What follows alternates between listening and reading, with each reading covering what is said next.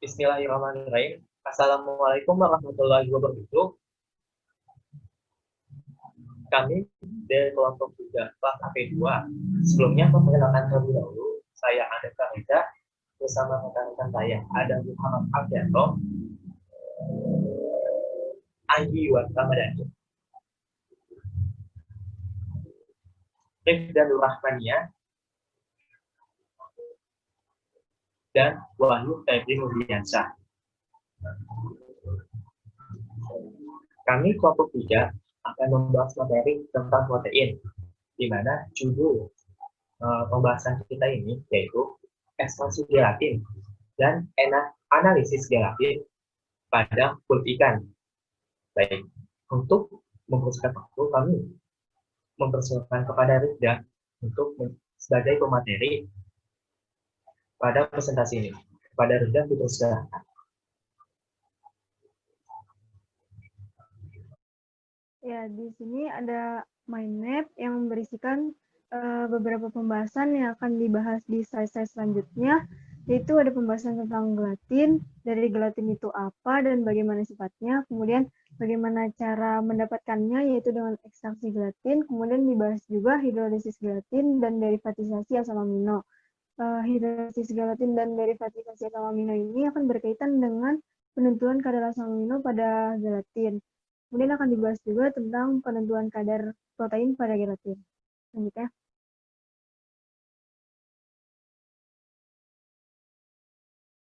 Ini ada beberapa latar belakang yang mendasari diambilnya topik analisis gelatin pada kulit ikan. Yang pertama menurut Sahidi yaitu limbah dari pengolahan ikan setelah filleting dapat mencapai sebanyak 75% dari total bobot tangkapan. Dari 75% tersebut, sekitar 30%-nya limbah tersebut terdiri dari kulit, tulang, dan kerak dengan kandungan kolagen yang tinggi. Sehingga menurut Boran dan Regenstein, dapat digunakan untuk memproduksi kolagen dan gelatin. Kemudian gelatin ikan itu dapat dijadikan sebagai alternatif yang lebih baik daripada gelatin mamalia jika ditinjau dari etika dan sudut pandang agama. Kemudian gelatin ikan juga dapat menjadi alternatif yang lebih baik untuk beberapa aplikasi karena kekuatan gel dan suhu lelehnya yang relatif rendah dibandingkan dengan gelatin mamalia. Selanjutnya. Nah, ini ada beberapa latar belakang yang mendasari kenapa gelatin pada kulit ikan. Kulit ikan itu umumnya terdiri dari dua lapisan utama, yaitu epidermis dan dermis. Lapisan dermis merupakan jaringan pengikat yang cukup kuat tebal yang mengandung sejumlah serat-serat kolagen. Menurut Kimura et al., kulit ikan mengandung 69,6% air, 26,9% protein, 2,5% abu, dan 0,7% lemak. Sehingga menurut Sato et al., kandungan protein pada kulit ikan hampir sama dengan kandungan protein pada daging sapi. Selanjutnya akan dibahas oleh Anggi Iwan. Nah, di sini saya akan menjelaskan tentang gelatin. Gelatin ini merupakan campuran heterogen polipeptida yang diperoleh dengan cara hidrolisis secara parsial dari kolagen. Kolagen tersebut diekstrak dari atau tulang hewan. Gelatin ini biasanya digunakan dalam bidang pangan, farmasi, kosmetik, film fotografi, yang biasanya digunakan sebagai agen pembentuk gel, penstabil, pengental, pengemulsi, dan pembentuk film. Adapun struktur gelatin yang telah ditampilkan ini, gelatin ini terdiri dari beberapa asam amino, yaitu glisin, prolin, dan juga hidroksiprolin. Pada dasarnya, gelatin juga mengandung 50,5% karbon, 6,8% hidrogen, 17% nitrogen, dan 25,2% oksigen.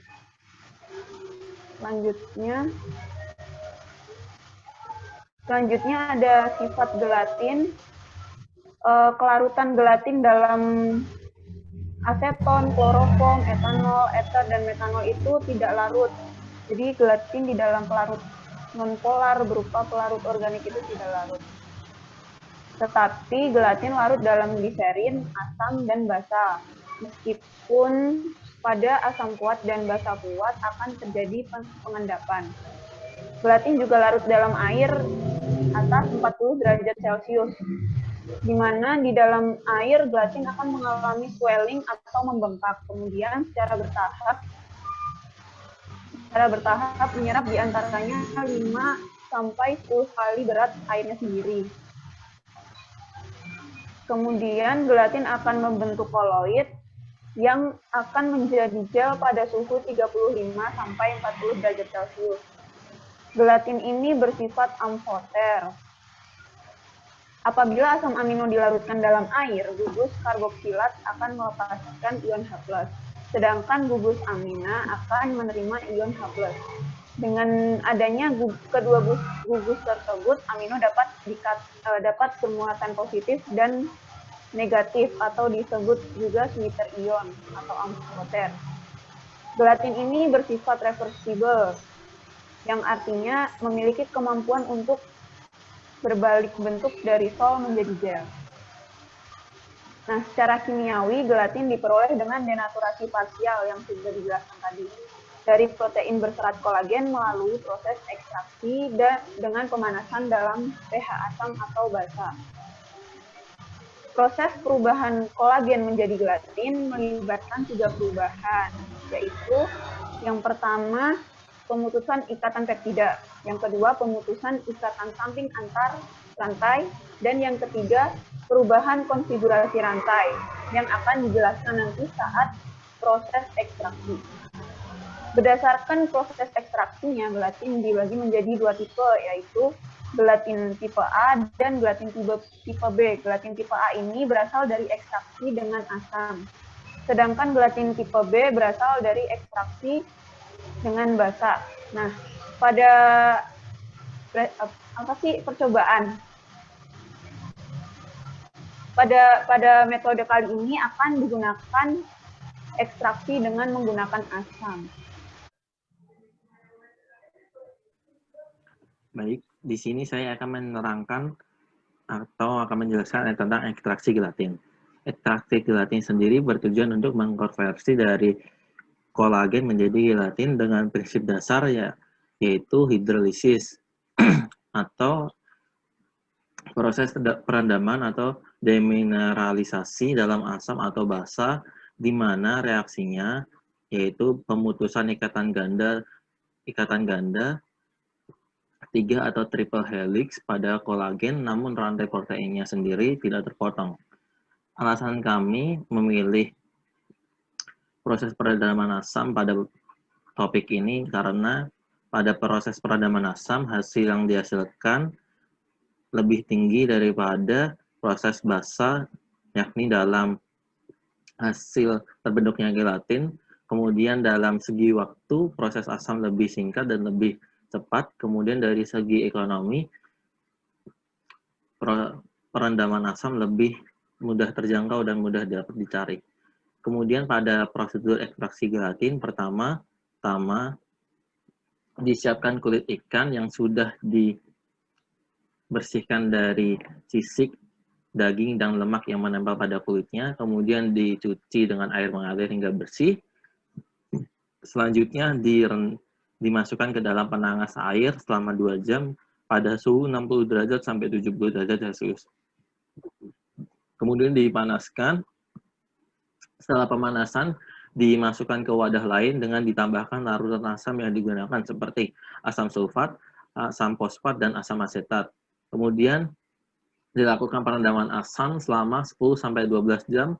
Kemudian setelah perendaman asam, dilakukan pencucian dengan air mengalir guna menetralkan pH dari kulit ikan tersebut, yaitu pada pH 6-7. Kemudian setelah pH netral, dilakukan filtrasi dengan kain katun dengan tujuan untuk menghilangkan kotoran atau matriks atau galat yang masih terkandung dalam kulit ikan tersebut. Kemudian dilanjutkan pada proses pendinginan sampai terbentuk gel. Kemudian setelah terbentuk gel, dilakukan pengeringan dengan oven pada suhu 60 derajat Celcius sampai terbentuk lapisan gelatin. Dan kemudian gelatin pun terbentuk. Next.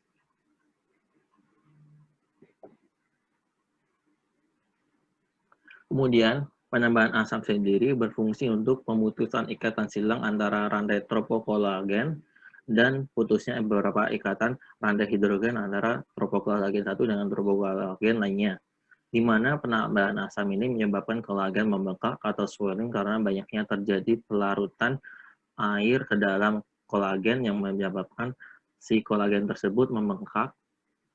Kemudian menyebabkan juga daya tolak di antara molekul kolagen. Dengan hilangnya daya ikat tropokolagen, air hangat mampu berpenetrasi secara efektif ke dalam matriks. Kemudian setelah proses penambahan asam dilakukan proses perendaman. Nah, proses perendaman ini bertujuan untuk mengkonversi kolagen menjadi bentuk gelatin namun masih setara acak atau tidak rapi atau tidak terstruktur. Kemudian reaksi yang terjadi adalah interaksi ion H+ dari larutan asam dengan kolagen, di mana sebagian ikatan hidrogen dalam tropokolagen dan ikatan silang yang menghubungkan antara tropokolagen 1 dengan tropokolagen lainnya dihidrolisis menghasilkan rantai tropokolagen yang baru yang tentunya sudah kehilangan struktur triple helixnya. Next. Kemudian pada proses pendinginan, nah pada proses pendinginan ini berfungsi untuk memapatkan struktur yang gulungan yang tadinya berbentuk acak menjadi struktur yang tersusun kembali, yang baru, dan mempunyai gel gelatin yang diinginkan. Nah, struktur helix yang baru tersusun ini karena proses pendinginan ini tidak sama dengan struktur asli kolagen sebelumnya, karena terbatasnya jumlah triple helix yang terbentuk kembali. Kemudian pada proses pengeringan, pada suhu 60 derajat Celcius, yaitu berfungsi untuk stabilitas ikatan triple helix pada endokolagen yang rusak, membentuk transisi helix yang melingkar, atau berbentuk seperti coil atau seperti kawat yang melingkar, dan melanjutkan pemutusan ikatan silang dan ikatan hidrogen yang menjadi faktor penstabil struktur kolagen. Nah, faktor penstruktur kolagen di sini adalah dari gugus asam amino hidroksiprolin dan prolin. Next. Kemudian di sini ada reaksi pemanasan dan reaksi pemutusan ikatan hidrogen.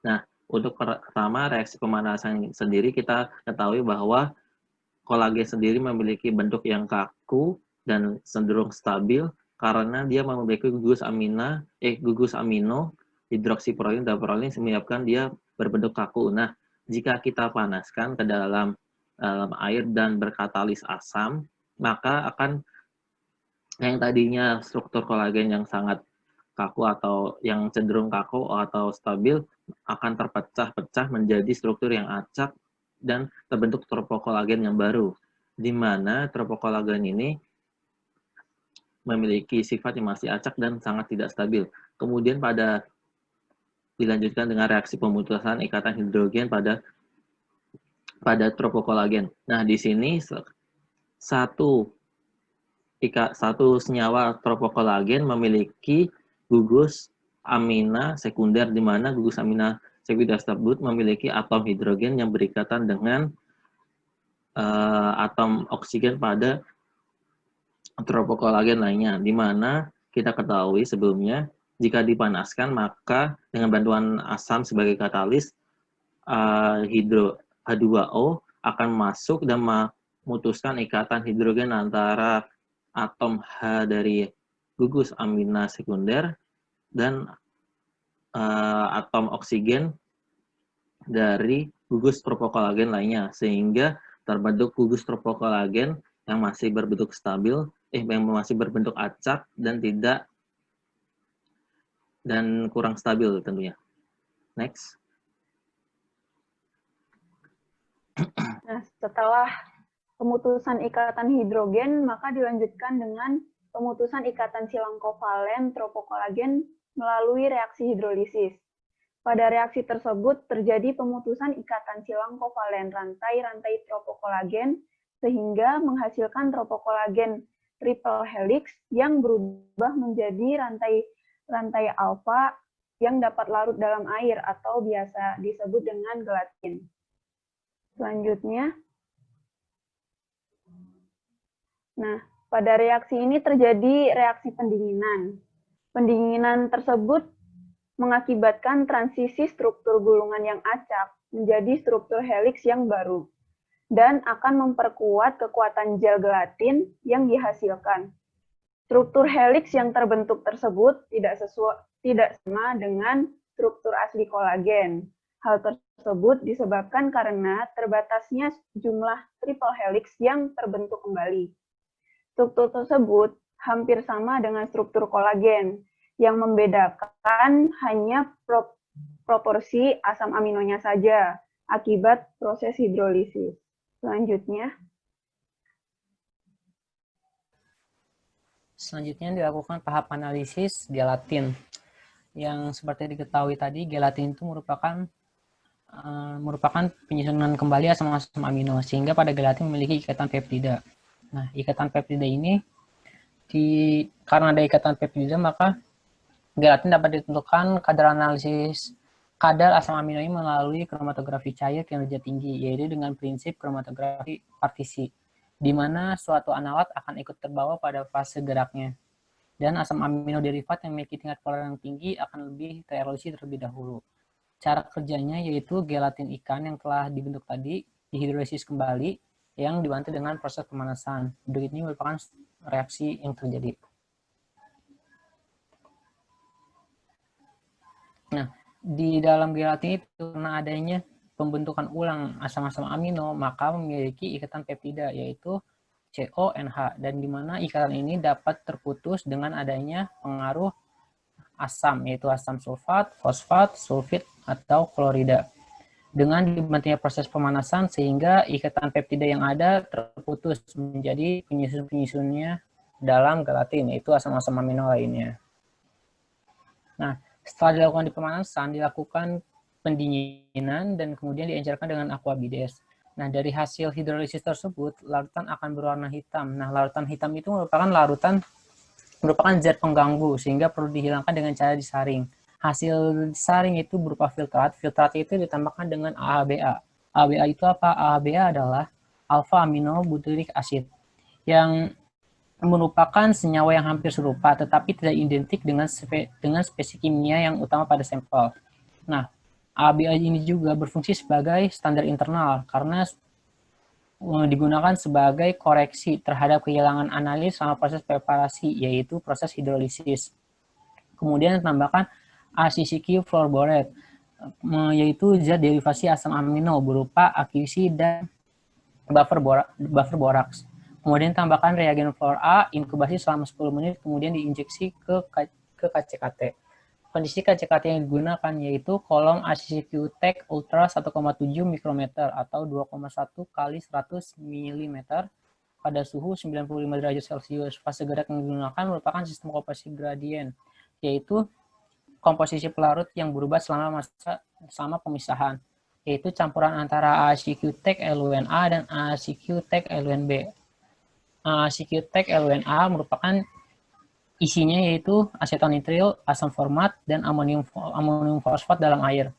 Berbeda dengan TEC LUNB yang berisi asetonitril dan asam format, yang digunakan pada laju alir 0,5 ml per menit serta detektor PDA, merupakan detektor visible, dan diukur pada panjang gelombang 260 dengan volume injeksi 1 mikroliter.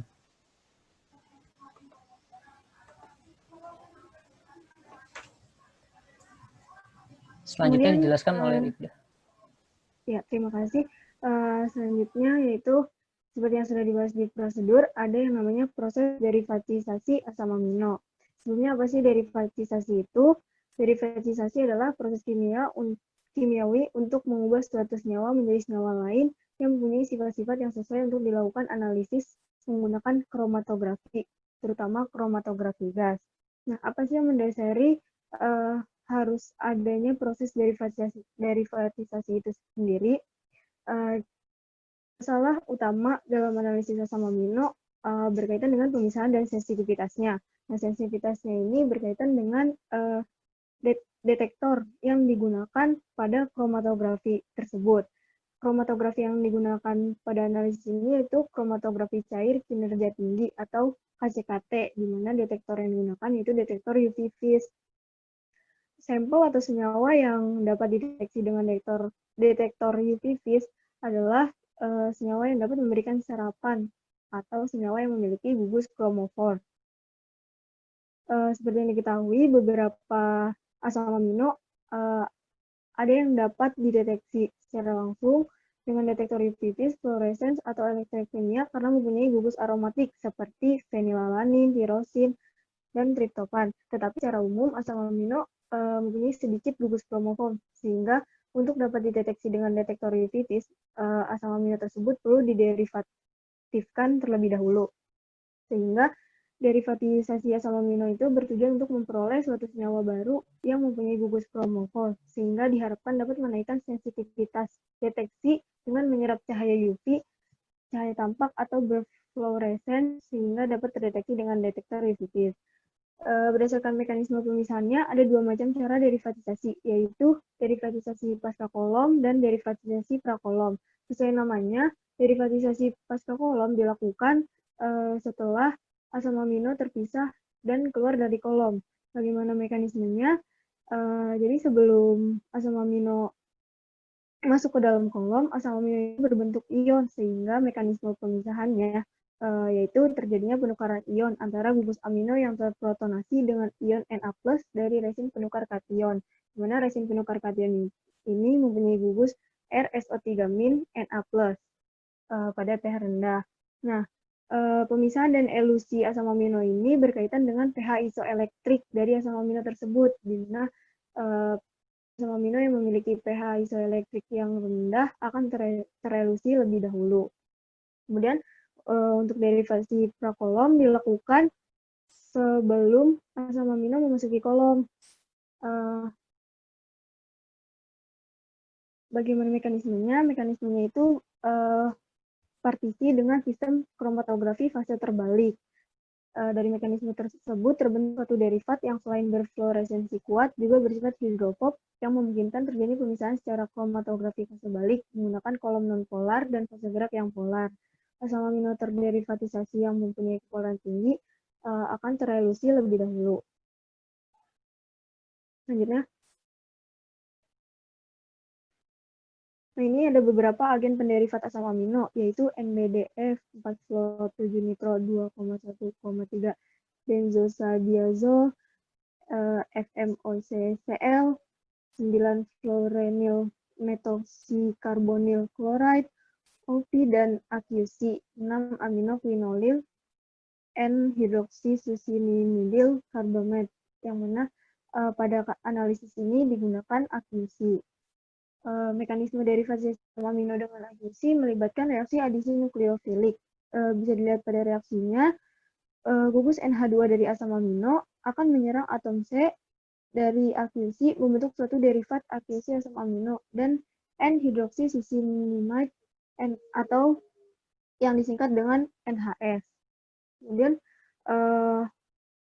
pemilihan AQC ini berdasarkan pada karena AQC ini dapat digunakan untuk menderivat asam amino primer maupun sekunder. Kemudian efisiensinya cepat, mudah, memiliki sensitivitas yang baik dan stabil, serta dalam tahapan analisis AQC tidak perlu dilakukan penghilangan reaksi tersebut karena tidak mengganggu tahapan analisis.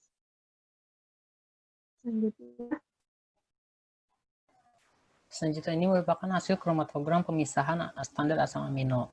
Nah, dalam pemisahan standar asam amino ini dilakukan hal yang sama, yaitu dengan penambahan AABA yang muncul pada di menit ke-6. Nah, ada AAB dan AQC. Nah, adanya AQC ini akan bereaksi dengan air bebas yang ada, akan membentuk AMQ, sehingga dia itu akan keluar karena sifatnya lebih polar lebih dahulu. Nah, kemudian pada penentuan asam amino juga perlu ditambahkannya buffer karena untuk menahan pH. Apabila jika suatu pH larutan itu menurun, maka tidak akan muncul kromatogramnya.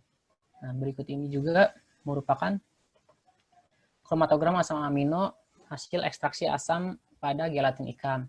Seperti yang awal tadi, seperti standar, AMQ itu akan keluar lebih dahulu dan kemudian akan ada muncul AABA sebagai standar.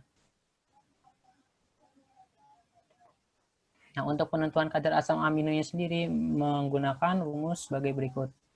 Nah, dengan keterangan area konsentrasi sampel, area sampel yang didapatkan, area ABA itu area standar yang digunakan berapa, kemudian dengan konsentrasi dengan satuan pikomol per mikroliter, BM asam amino yang akan ditentukan, gram per mol, faktor pengencer apabila dilakukan pengenceran, dan dikali 100%. Seperti berikut rumusnya. Nah, kemudian dari hasil tersebut didapatkan kadar asam amino dari gelatin ikan dan gelatin sapi. Dapat dilihat bahwa gelatin sapi memiliki kandungan asam amino lebih banyak dibandingkan dengan kadar asam amino dengan jenis asam amino di gelatin ikan. Dan juga dapat dilihat bahwa gelatin sapi memiliki perbedaan, yaitu perbedaan di glisin dan prolin yang cukup besar. Karena kadar besar dan totalnya itu pada gelatin ikan kadar totalnya 74,87%, sedangkan pada gelatin sapi 74,18%. Nah, tapi karena kadarnya tadi itu tidak berbeda signifikan, tetapi dari kekuatan gelnya, gel sapi lebih kuat. Karena apa? Karena tadi sudah dijelaskan di sebelumnya, karena glisin, hidroksiprolin, dan prolin itu merupakan salah satu penyusun dari ikatan triple helix yang ada pada gelatin, sehingga akan mempengaruhi kekentalan atau kekuatan dari suatu gelatin yang akan dihasilkan tersebut. Baik, untuk selanjutnya kita akan menentukan kadar protein pada gelatin. Pada penjelasan sebelumnya bahwa gelatin itu produksi hasil hidrolisis parsial dan kolagen, di mana kolagen ini merupakan yang juga merupakan suatu protein. Nah, kadar protein ini kaitan dengan seperti gelatin, yaitu pada dia dan viskositas. Gelatin memiliki kadar protein mengindikasikan bahwa gelatin tersebut memiliki mutu yang baik. Gelatin kadar protein tinggi diharapkan dengan dapat memberikan tambahan gizi pada makanan. Nah, pada protein pada gelatin ini yang pada umumnya terdapat berbagai macam saja yang diperlukan pada slide ini, di mana yang pertama itu ada metode Kaldal. Metode Kaldal ini didasarkan pada pengukuran protein dalam protein, yang di mana nitrogen diukur pada protein berasal dari jenis amino dari asam-asam amino penyusun protein. Kemudian ada metode seperti step complementary. Metode ini merupakan tiga bagian lagi, yaitu metode Biuret yang didasarkan reaksi CU12 dengan ikatan peptida pada protein. Kemudian metode Lowry ini lanjutan dari reaksi Biuret dan terjadi oleh reaksi Polydictyl-Chiang-Chiang-Tao, di mana pada prinsipnya pembentukan kompleks antara ikatan peptida pada protein dengan ion CU12 dalam polimerasa. Ion CU12 kemudian direduksi menjadi ion CU+. Ion CU+ dan radikal atau radikal dari beberapa amino seperti tirosin, tryptophan, astaxanthin, histidine, dan cysteine akan berhasil dalam reaksi Polydictyl-Chiang-Tao yang menghasilkan senyawa molekular khusus atau fungsi warna biru. Nah, kemudian ada metode Barfoot. Metode Barfoot ini reaksi warna dengan reaksi CBB konversi dengan blue. Metode ini dilihat dari terjadinya hidrolisis protein menjadi asam amino. Karena pada metode ini asam amino dan peptida tidak mampu membentuk kompleks dengan CBB atau formasi dengan blue, juga tidak akan masukkan warna biru. Nah, untuk analisis ini sebenarnya larutan protein yang diperoleh kemudian ditambahkan dengan reaktif produk CBB dan membentuk kompleks protein berbentuk. Pembentukan kompleks disebabkan adanya interaksi ionik antar gugus asam sulfonat dengan muatan positif protein, yaitu pada glutamina. Nah, warna biru yang dihasilkan ini yang diukur pada pada panjang gelombang 911 nanometer. Nah, untuk pada materi penjelasan ini kita akan yang akan dibahas itu metode Biret. Kenapa dipilih metode Biret? Karena metode Biret ini yang umum banyak digunakan, analisisnya serta mudahnya dan cepat untuk analisisnya dibandingkan metode-metode lainnya. Next.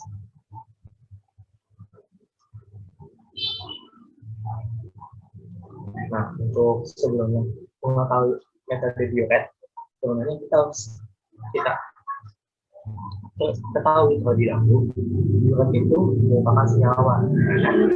Biret itu dihasilkan dari produk biolisis Korea atau PMK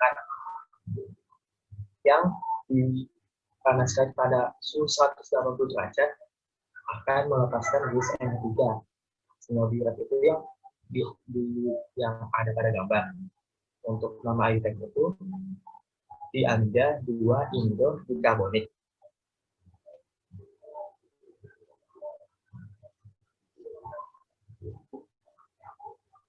Kemudian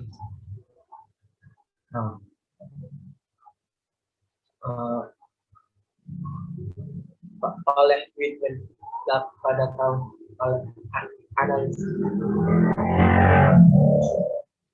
Kemudian oleh seorang analis sebelumnya ini bahwa emang Biret ini ditemukan oleh Whitman pada tahun 1848. Nah, lanjutan dari Biret ini diketahui ada Biret itu saat direaksikan atau dikomplekskan dengan CO2 akan mengopres warna biru pada. Nah, hal ini yang mendasarkan untuk analisis metode Biret untuk protein tersebut. Selanjutnya, penentuan kadar protein pada gelatin. Selanjutnya itu kita ketahui ada prinsip analisis tadi kan sudah diketahui bahwa reaksi antara ion CO2 dengan ikatan peptida, di mana reaksi ini dilakukan pada suasana basah dan akan dikompresi ini. Nah, larutan standar yang kita gunakan itu larutan standar BSA atau boksit serum albumin. Larutan standar ini yang menggunakan penentuan kadar protein dalam spektrometer. Nah, untuk prosedurnya dilakukan pembuatan reaksi dari larutan CO dan di mana ada dua larutan, yaitu larutan A dan larutan B. Larutan A itu terdiri dari CuX4 dan kalium yang terdapat, dan untuk larutan B itu mengandung larutan NH, dan kedua larutan ini direaksikan. Nah, untuk pembuatan baku standar dari larutan stok BSA 15 mg/ml sebanyak masing-masing 0,05, 0,125, 0,25, 0,75, 1 mili, 1,25, dan 1,5 mili di pipet, kemudian ditambahkan aquades sampai 3 mili. Untuk sampel sendiri di pipet sebanyak 0,5 mili, kemudian ditambahkan reaksi sampai kemudian ditambahkan aquades sampai 3 mili. Nah, untuk larutan standar dan larutan sampel ini ditambahkan reaksi sebanyak 4,5 ml. Setelah ditambahkan reaksi, dilakukan di-vortex untuk mencatatkan larutan reaksi tersebut, atau tidak dikatakan direaksikan. Nah, setelah direaksikan, sebelum melakukan sampel dan standar ini diinkubasi terlebih dahulu selama 30 menit agar reaksi tersebut berjalan sempurna. Nah, ukuran ini diukur pada spektrometer tipis panjang gelombang 450 nanometer. Next.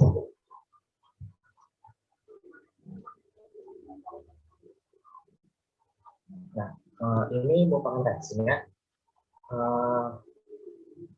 Pada reaksi ini, kenapa kita ada penambahan kalium natrium tetrat? Karena untuk menghindari terbentuknya CuOH 2 kali, sehingga CU itu akan mengompleks dengan kali nadi tempat pada urutan reaksi tersebut agar CU itu stabil, sehingga pada saat direaksikan dengan protein dapat bereaksi dengan protein tersebut. Ya, prosesnya dapat dilihat pada gambar berikut. Dalam suasana basah, protein akan bereaksi dengan C2+.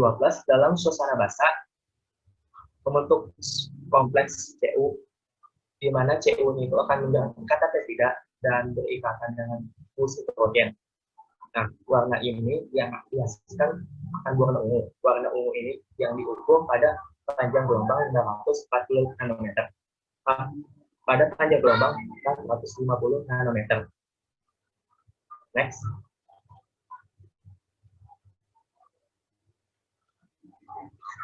Untuk perhitungannya,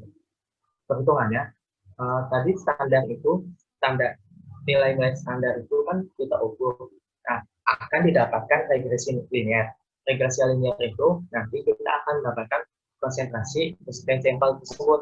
Nah, rumus perhitungan itu dapat dilihat pada slide bahwa ada protein itu, konsentrasi protein sampel dibagi konsentrasi standar dikali jika ada penggunaan FP, maka dimasukkan rumus untuk pengencerannya. Lalu dikali 1%. Pada jurnal National dan kawan-kawan pada tahun 2018 mendapatkan kadar protein pada gelatin ikan didapat sebesar 97,71%.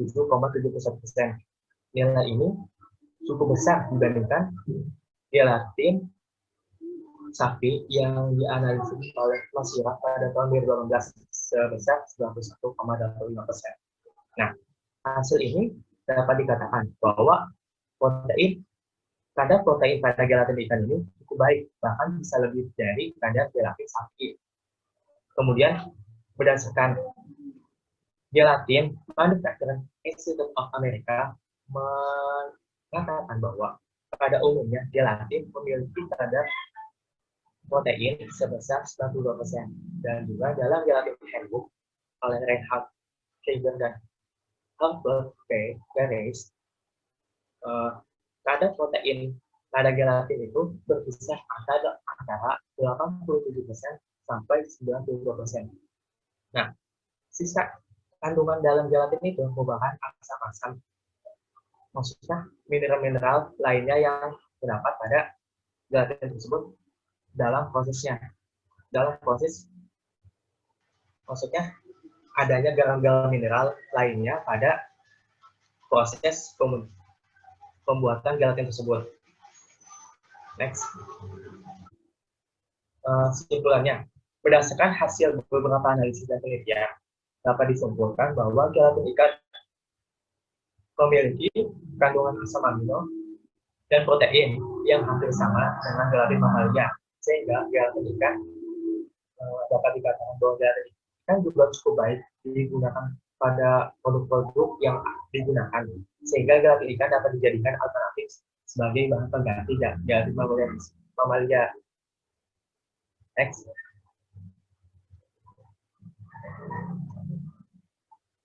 Nah, berikut daftar pustaka yang kita gunakan pada pembahasan kita ini. Sekian dari kelompok 3. Kurang lebihnya mohon maaf. Kami ucapkan terima kasih telah menyaksikan video ini. Wassalamualaikum warahmatullahi wabarakatuh.